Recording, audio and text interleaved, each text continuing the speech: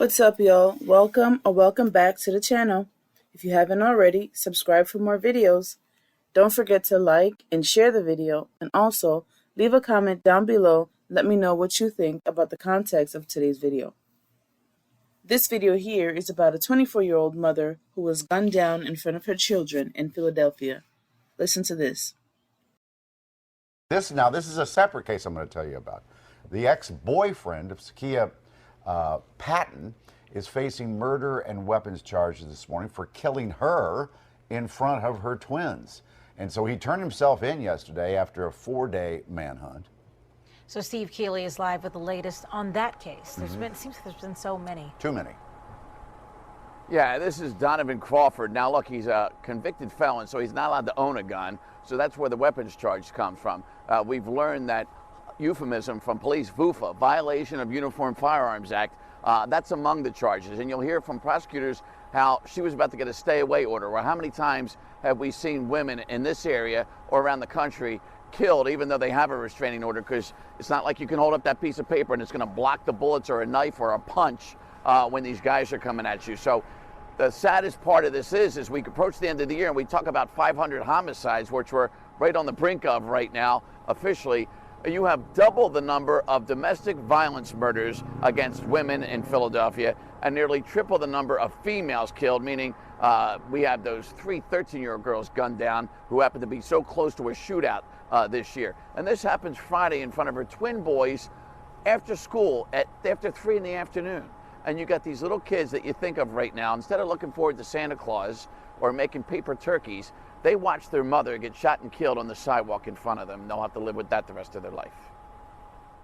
An approximately 24-year-old black female was shot once in the left chest, once in the left arm, and twice in the right lower back by a known doer. He was an ex-boyfriend of the victim. Had she had a restraining order against him? She was in the process of getting a stay-away order from him. She was walking with her 2 5-year-old twins. She was taken to Presbyterian, where she was later pronounced. We're approaching Thanksgiving, and unfortunately the holidays see even more domestic cases, so it's really sad. I did hear the statistics this morning on the news, how many women have been actually killed in Philadelphia this year. It's staggering. Well, to hear Larry Krasner, who has now handled probably hundreds of murders, to see his voice break like others who see this stuff or report on this stuff or legally handle this stuff in a courthouse, it still gets to you, even when you have the strength and the power to do something about it. And that's a good sign, whether you like Mr. Krasner or not, to know that he feels it in his heart as much as he's trying to fight it in his brain, like everybody here at police headquarters is doing on both accounts as well. So we'll see in an hour, and we'll be talking to Police Commissioner Outlaw, and it's so sad that we can't just talk to her about dinners to the needy on Thanksgiving, but we have to talk to her about we approach just the most awful year in Philadelphia history, and she happens to be in charge when that's happening. So we'll see in an hour. Yeah, I thought 1990 was bad when we had 500 killings, but this is... Okay, ladies, let's have this conversation. Now, don't call it victim blaming, but we gotta call a spade a spade. This young lady's children witnessed her life being taken by her ex-boyfriend. Now, apparently, she was already in the process of obtaining a restraining order from this young man. But at that point, it's a little too late. We all know restraining orders are often ignored as these men continue to harass and do as they please. We've got to start vetting these men from jump, do our research, ask the right questions, and most of all, pay attention to the signs. Do women still Google the guy's name when they first meet? You know, go into Google, type in the first and last name, see if any mugshots pop up, see if any criminal record pop up, see if he's wanted for anything.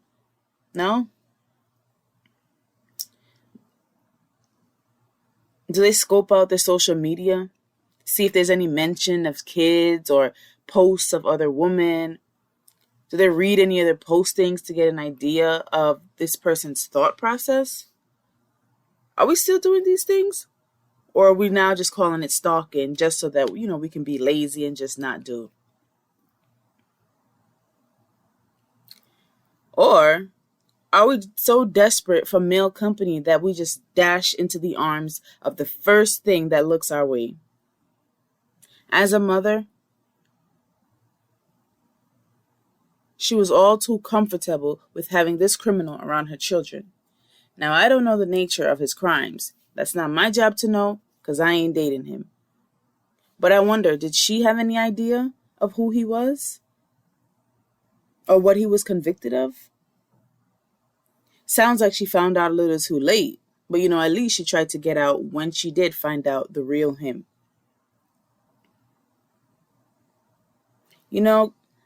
Let's learn from this young lady. It's better to be proactive than reactive.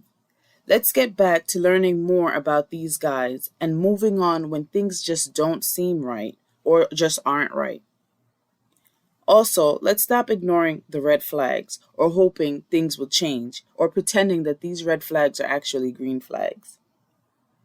I know people can change. I know people become mature. They start to move different. They start to think different. They start to have a different appreciation for things in life. However, if you're not seeing any signs of change, there is no change. So don't wait for the change that you're hoping to see. Let me know what you guys think about this. Do you think this tragedy could have been avoided? Well, that's it for this video. Remember to subscribe for more content, like and share the video. Comment down below and let me know how you feel or if you have any suggestions. See you in the next video.